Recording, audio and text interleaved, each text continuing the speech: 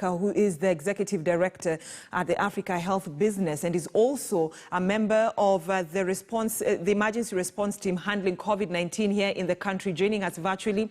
Daktari, thank you so much for joining us here on KTN News Center. Let's begin with how the country is handling COVID-19.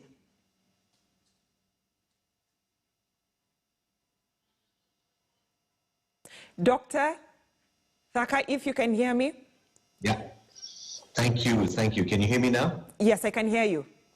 Yeah, thank you for having me on the show, Brenda. And your question is really about how we are doing. Kenya is handling pretty well compared to many other countries around the world, looking at the statistics, but more importantly, looking at our mobility and stringency measures.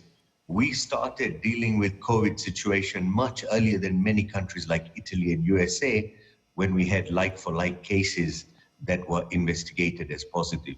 So your answer to that is we started early. We could have started even before we found the first case, but I think we started beginning to deal with the situation and the economy after we investigated the first case, which is exactly about 2 months ago.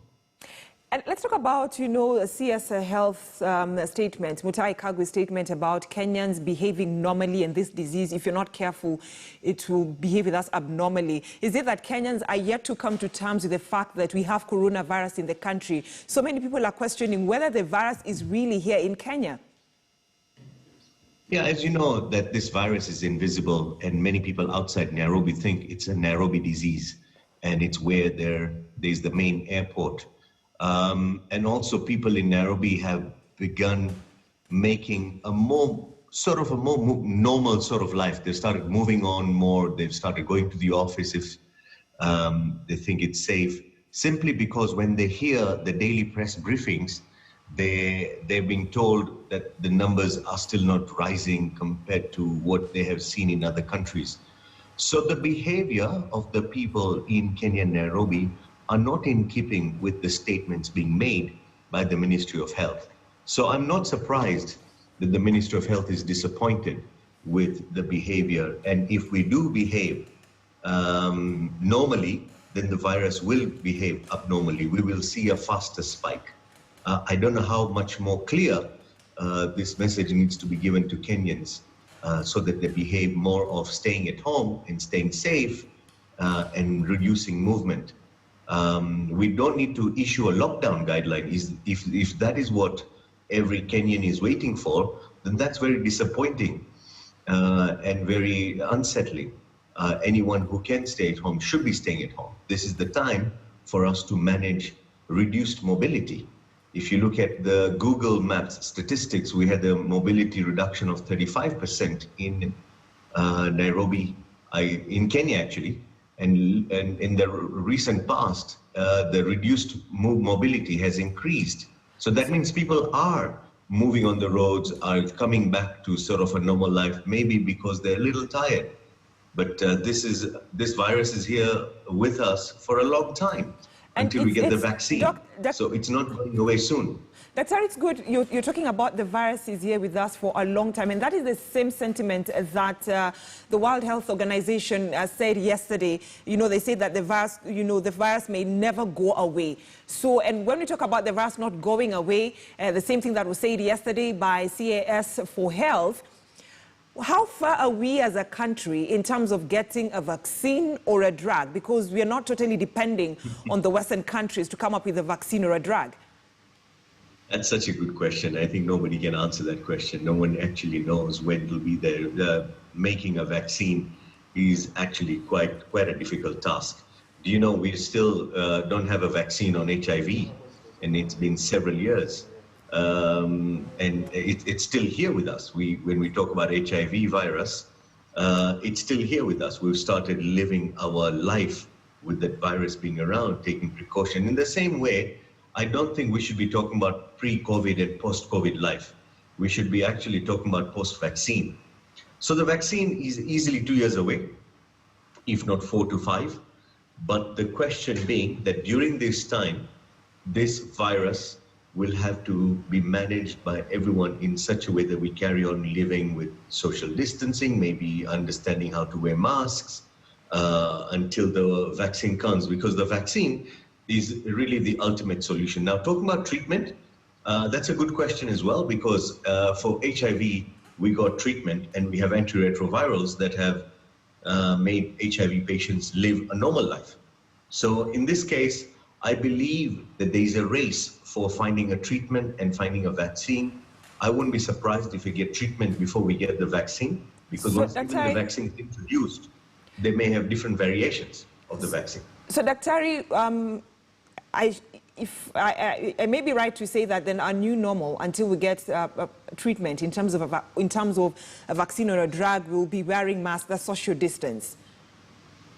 Yes, of course, and you have to change your business model. And if everybody thinks they're going to go to a restaurant and get together and have those parties and functions, they've got to understand that this is not going to be the case for 2 years, at least minimum. So those kind of large gatherings, large socializing, I think even the churches, if they're urging to open so they have everybody together, it's just, and if we do go that way, we all have to be ready to have a higher number of patients who have respiratory conditions in hospital. So we can go that way. It's up to us. Sweden has decided to maybe leave like that and go for herd immunity. But if Kenya goes that way, then our hospitals and our doctors need to be ready to be treating hundreds of people with respiratory diseases and many more going into ventilators. We'll have more deaths. All right, and you know, it's good that you're a member of the, you know, the COVID-19 response team here in the country. Let's talk about how the government is handling the issue of our neighboring countries within the East African communities. And I'm specifically talking about, you know, how Tanzania has been handling COVID-19. You saw a statement from the US Embassy. So how should Kenya interact with its neighbors whose numbers are going higher because there's several transmissions, you know, COVID-19 infections that have been gotten through our border points? We're talking about Namanga, we're talking about our border point between Tanzania and Migori County. Very good question, Brenda. And you're absolutely right. This is not a victory that we can start waving a flag and say Kenya has won. This is local action, but global victory.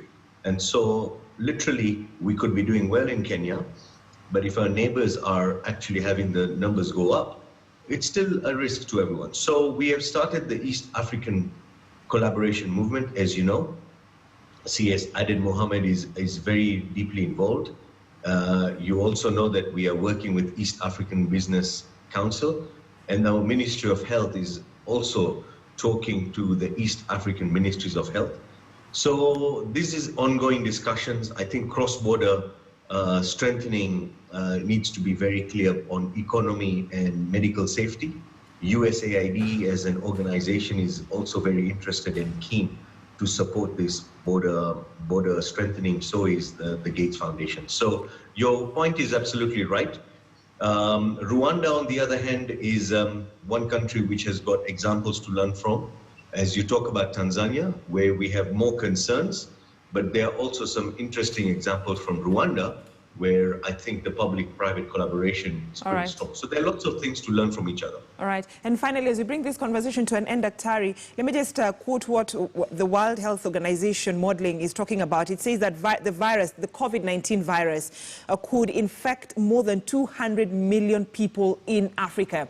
And this comes, you know, after the WHO director said that probably the African continent is not conducting enough tests, or even questioning how we are conducting a test. Is it that the African continent is not well prepared when it comes to handling COVID-19 in terms of tests? I think the biggest challenge is that the tests is not the one that spreads the virus. And doing or not doing the test is not going to determine how many numbers get positive or are in critical condition. The biggest problem in Africa is that many people have to engage with other members of society to have a living. And that is the biggest risk. It's just the cultural no, it's the economic no, it's the informal sector. It's just the survival mode in Africa makes it very difficult to stay at home. And that would be the biggest reason why we'll see a big rise in the numbers in Africa that WHO is talking about. We need to find a solution for that. We need to find cash transfers. We need to find safety nets. We need to keep people safe. We need to keep people at home and have livelihood structures being supported if we are to keep the numbers down. All right, thank you so much, Dr. Amit Thakker, the Executive Director, the Executive Chairman, at the Africa Health Business, and also he's a member of the emergency response team handling COVID-19 here in the country, talking to us about how we need to flatten our curve. And let's